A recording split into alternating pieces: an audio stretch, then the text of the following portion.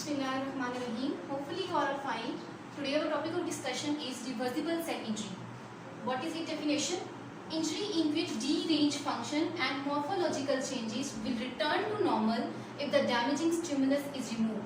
अगर stimulus remove हो जाए जो stress cause कर रहा है, जो injury cause कर रहा है, तो फिर cell जो है अपनी reversible condition दोबारा से normal condition maintain कर लेगा. उसे हम कहेंगे reversible cell injury.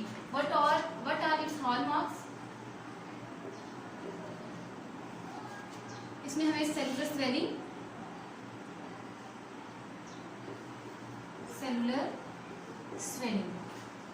अब सेलुलर स्वेलिंग की क्या वजह है? Whenever there is a hypoxia, it will lead to ATP depletion. ATP की प्रोडक्शन कम होगी. जब ATP की प्रोडक्शन कम होगी तो पंप फेलियर हो जाएंगे.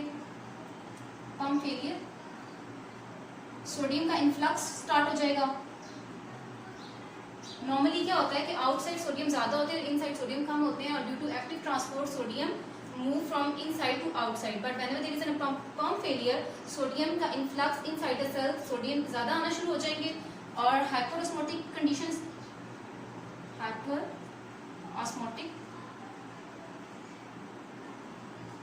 ऑस्मोटिक प्रेशर इंक्रीज हो जाएगा, वाटर का इन्फ्लक्स स्टार्ट हो जाएगा. जब वाटर का इन्फ्लक्स हो जाएगा और सोडियम अंदर आ रहे हैं तो सेल की क्या हो रही है? स्वेलिंग हो रही है. सेल की स्वेलिंग हो रही है, माइटोकॉन्ड्रिया भी स्वेल कर रहे हैं,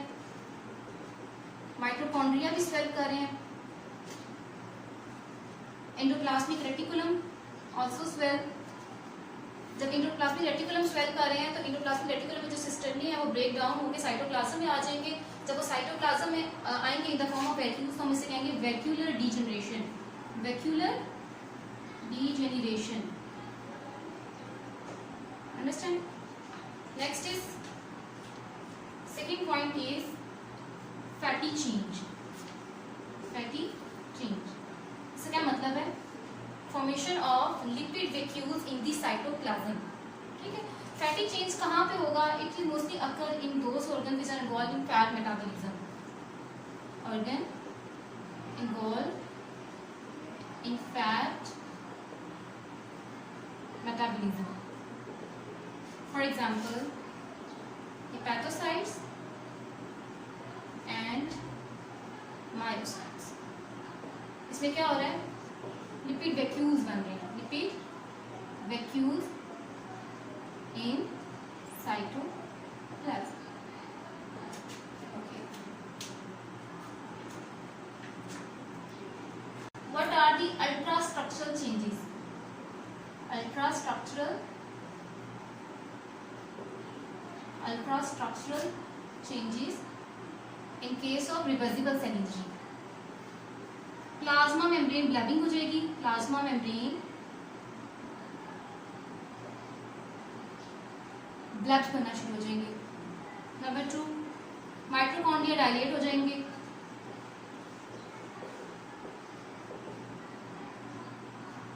एंडोप्लाज्मिक रेटिकुलम डायलेट. और नंबर 4, myelin figures हमें नजर आएंगे. What is myelin figures? When the plasma membrane disturb होगी तो फॉस्फोलिपिड्स, प्लाज्मा मेम्ब्रेन में जो फॉस्फोलिपिड्स होते हैं वो साइटोप्लाज्म में आ जाएंगे. साइटोप्लाज्म में these phospholipids in cytoplasm form masses and these masses are called myelin figures. अब इनका फेट क्या है? इनका फेट ये है कि ये जो फॉस्फोलिपिड्स हैं या तो इनकी फेजोसाइटोसिस हो जाएगी. फेट क्या है? या तो ये फेजोसाइटोज हो जाएंगे या फिर ये ब्रेक डाउन हो जाएंगे फैटी एसिड में और फिर रिएक्ट करेंगे कैल्शियम के साथ, तो कैल्शियम सोर्स बना देंगे. इसका फेट है फॉस्फोलिपिड्स. क्या कर रहे हैं? अंडरस्टैंड? Cell injury. अब सेल इंजरी क्या है? If the damaging stimulus persist, severe हो गया स्टिमुलस, तो it will lead to cell injury. Okay. और cell injury is irreversible. It may lead to necrosis or apoptosis. Today we are going to discuss necrosis. What is necrosis? Necrosis is a series of morphological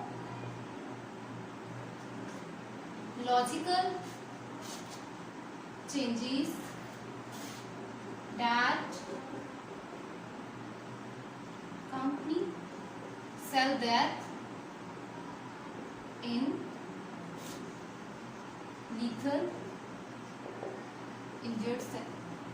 अब इसका मतलब क्या है? Series of morphological changes.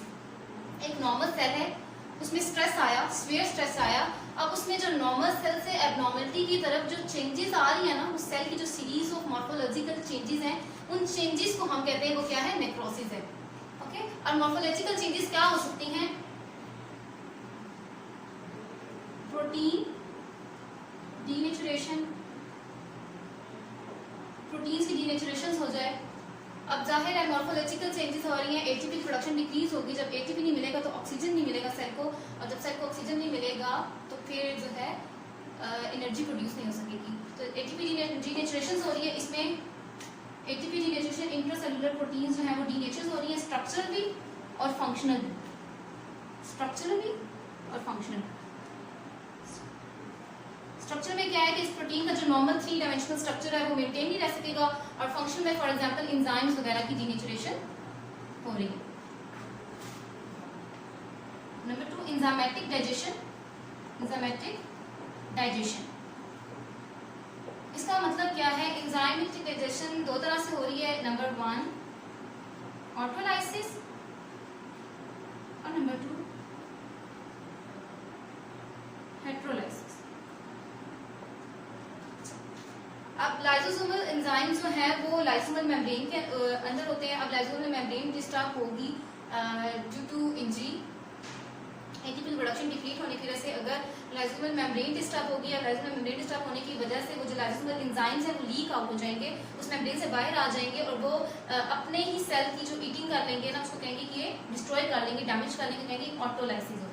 और हेटेरोलाइसिस क्या है? हेटेरोलाइसिस is basically क्या है कि इन्फ्लेमेटरी एक प्रोसेस इनिशिएट हो रहा है सेल इंजरी की वजह से. वो inflammatory cells, white blood cells आ रहे हैं और वो बाहर से फेगोसाइटोसिस हो रही है. वो जो बाहर से सेल्स आ रहे हैं और फेगोसाइटोस कर रहे हैं उसको कहेंगे heterolysis. Number 3 loss of cellular integrity. अब इसका क्या मतलब है? Loss of cellular integrity whenever plasma membrane disrupt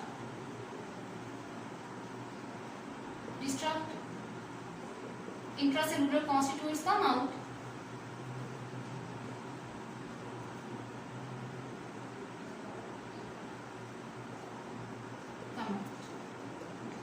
तो सेलुलर इंटेग्रिटी लॉस होगी, सेल का स्ट्रक्चर मेंटेन नहीं रहेगा, और जब मेंटेन नहीं रहेगा तो वो सारे जितने भी प्लाज्मा मेम्ब्रेन डैमेज होने की वजह से जितने भी इंट्रासेलुलर कॉन्स्टिट्यूएंट्स हैं वो सेल से बाहर आ गए, और सेल से बाहर आएंगे तो अपने नेबरिंग सेल को भी डैमेज करेंगे, तो जिसकी वजह से एक इन्फ्लेमेटरी रिस्पॉन्स क्रिएट हो जाएगा, इन्फ्लेमेशन स्टार्ट हो जाएगी. और इन्फ्लेमेशन के जरिए उसी तरह वो वाइट ब्लड सेल्स आ रहे हैं जो डैमेजिंग एजेंट, जो टिश्यू डैमेज हुआ है उसको रिमूव करके फेगोसाइटोस करेंगे और देन उसकी रिमूवल हो जाएगी. Morphological changes in necrosis. Cytoplasmic changes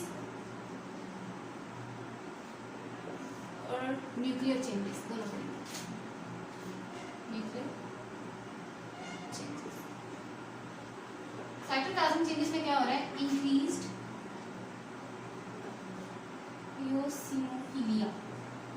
अब इंक्रीज इओसिनोफिलिया क्या है कि एच स्टेन होता है, H stain, hematoxin and eosin stain. Eosin stain bind to the basic component and hematoxin bind to the acidic component. When there is a protein denaturation, the basic component जो है cell का वो कम हो जाएगा, तो eosinophilia eosin give pink colour, तो increase eosinophilia हो जाएगा. ठीक है.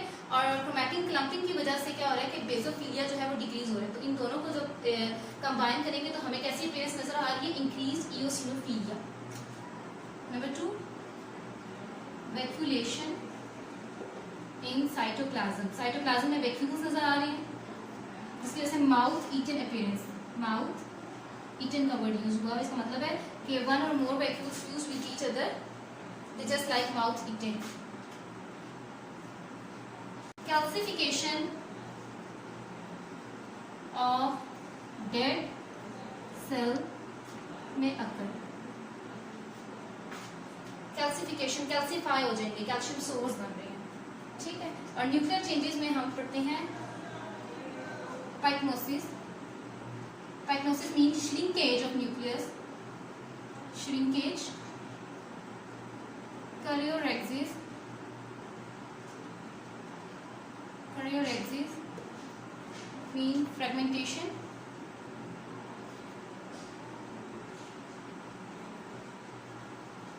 fragmentation and karyolysis, complete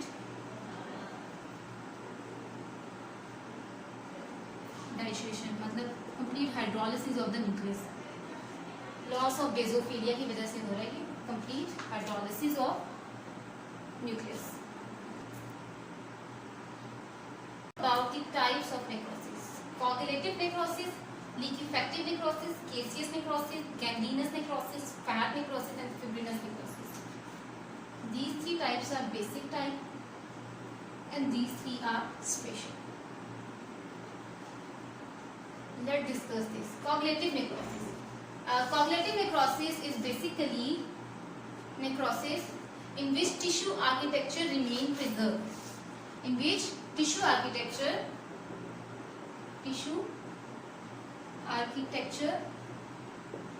remain preserved for several days. It may due to protein denaturation. अब ये टिश्यू आर्किटेक्चर देखें प्रिजर्व कैसे रह रहा है, प्रोटीन की डीनेचुरेशन हो रही है, एंजाइम भी डीनेचर हो रहे हैं। अब एंजाइम आ रही नहीं है और उसको डैमेजिंग जो एरिया है उसको कैसे रिमूव नहीं कर रहे, तो दैट वाई कि आर्किटेक्चर जो है टिश्यू आर्किटेक्चर जो है वो प्रिजर्व है। और cognitive necrosis occur in solid organs except brain, okay, all the solid organ, for example in kidneys, heart, etc. Okay. For example, myocardial infarction. Effective necrosis occur in brain, abscess formation, cavity, pus, with pus. Okay. In infective necrosis, there is also bacterial and fungal infection.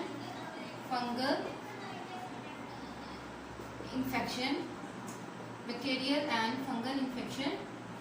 Tissue architecture destroyed.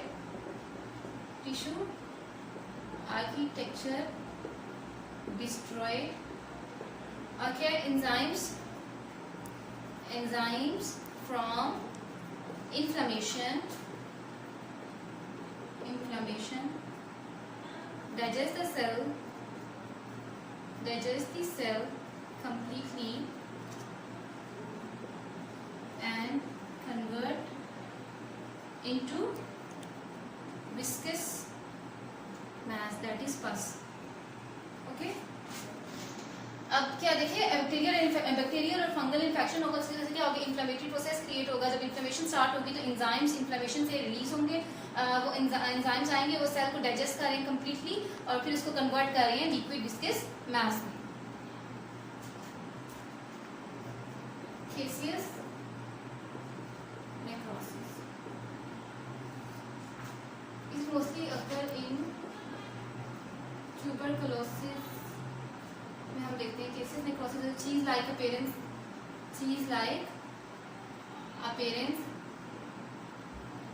होती है। And इसमें caseous necrosis में features of both cognitive features of for coagulative and liquefactive necrosis is involved. Okay. और आप ये बात याद रखनी कि इसमें ग्रैन्युलोमा फॉर्मेशन होती है. ग्रैन्युलोमा, और what is granuloma? Granuloma is basically the inflammatory cells जो है वो सराउंड कर रहे हैं टिश्यू को, तो वो जो सराउंड कर रहे हैं टिश्यू को, दैट इज ग्रैन्युलोमा फॉर्मेशन. जो वाइट ब्लड सेल्स आ रहे हैं इन्फ्लेमेशन से, वो सराउंड कर रहे हैं उस एब्सेस के इर्द गिर्द कैविटी के, तो that is granuloma. Gangrenous necrosis. Gangrenous necrosis is basically a clinical stage in which necrosis is superadded with putrefaction or infection. Necrosis, putrefaction. Okay, that is gangrenous necrosis. Infection भी होगा. ठीक है. अगर gangrenous necrosis reduce blood supply की वजह से हो रहा है, reduce blood supply, it also involve coagulative necrosis. Coagulative necrosis अगर बैक्टीरियल इन्फेक्शन की वजह से है, बैक्टीरियल इन्फेक्शन की वजह से है, it involve liquefactive necrosis. Dry gangrene and wet gangrene. Wet gangrene is basically the true gangrene. Dry gangrene में क्या होता है कि it is basically due to the obstruction of the blood supply. ठीक है. It is mostly occur in exposed parts, for example in limbs. Gangrenous necrosis mostly occur in limbs. ठीक है, lower limb. Dry gangrene found in exposed part, and there is a line of demarcation between the living and the dead tissue. Okay. Line of demarcation होगी. For example अगर ये tissue है, arterial when से blood आ रहा है यहाँ पे, और यहाँ पे वेनस से, आर्टीरियल से ब्लड यहाँ पे जाएगा, टिश्यू से यहाँ पे आएगा. अब आर्टीरियल ब्लॉकेज हो गई, टिश्यू में ब्लड नहीं आएगा ना, तो यहाँ पे क्या हो जाएगा, गैंग्रीन जो यहाँ पे होगा ना, रिड्यूस ब्लड सप्लाई की वजह से होगा ड्राई गैंग्रीन, और यहाँ पे क्लियरली डिमार्केशन होगी from the living tissue and the dead tissue. Okay. In dry gangrene there is no smell, no gas bubble, tissue black. Tissue black की रिड्यूस ब्लड सप्लाई की होने की वजह क्या होगी कि हीमोग्लोबिन ब्रेक डाउन होगा. जब हीमोग्लोबिन की ब्रेक डाउन होगी तो आयरन रिलीज होगा. That iron will bind to the chemical that is release from bacteria, hydrogen sulphide, to form iron sulfide. That iron sulfide will cause blackening of the tissue. There is minimal infection and putrefaction. That's why it is not called true gangrene. Wet gangrene is called true gangrene. Wet gangrene also involves bacterial infection. Okay, that is why it's called true gangrene, and is found in internal anal exposed parts. Okay. No line of demarcation, क्योंकि liquefaction हो रही है, pus formation है, तो इस तरह से हम कहेंगे लाइन ऑफ डिमार्केशन क्लियरली नहीं है. फाउल स्मेलिंग है, एडिमा है, ब्लैक कलरेशन है. ब्लैक कलरेशन की रीजन वही है कि आयरन सल्फाइड की फॉर्मेशन हो रही है जो blackening of the tissue cause कर रहा है, और जिसकी वजह से स्फीयर इन्फेक्शन होती है एंड पुट्रीफेक्शन होती है. Wet gas gangrene. Gas gangrene is basically the type of wet gangrene. Gas gangrene में क्या है, wet gangrene plus gas formation. Gas formation. This wet gas gangrene is also found in exposed part, for example in limbs, mostly involve lower limbs. No line of demarcation due to infection, and caused by contamination of deep wound with spores of Clostridia. ठीक है. For example, a person fall on the soil. When they fall, they got deep wound, injury होगी है, deep injury हुई है, जिसकी वजह से क्या होगी कि सॉइल के अंदर कोलेस्ट्रीडिया प्रोफेंजिस जो बैक्टीरिया है बेसिकली वो गैस गैंग्रीन कॉज करते हैं. स्पोर्स ऑफ कोलेस्ट्रीडिया जो है ना वो इंटर हो जाएंगे वहाँ से, और स्पोर्स ऑफ कोलेस्ट्रीडिया जो है एनारोबिक एनवायरनमेंट क्रिएट होगी, और स्पोर्स ऑफ कोलेस्ट्रीडिया जो स्पोर्स उनकी जर्मिनेशन को रिक्वायर होती है anaerobic environment. So they germinate here, they grow here and cause gas gangrene. Formation of gas होगी. जब गैस की फॉर्मेशन होगी तो आर्टीरियल सप्लाई जो है वो कट डाउन हो जाएगी. And in gas gangrene there is cryptus. Cryptus is what? It is a crackling sensation on palpitation over the site due to presence of gas.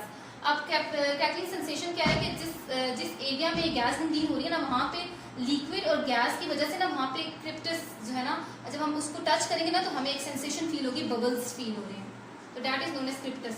Fat necrosis. Fat necrosis mostly occur in the fatty tissue, white chalky appearance, white chalky appearance when we see microscopically. It may be due to traumatic or enzymatic.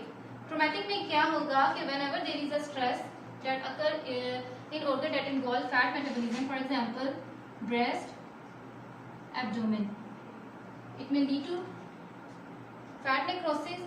And enzymatic fat necrosis in adipose tissue,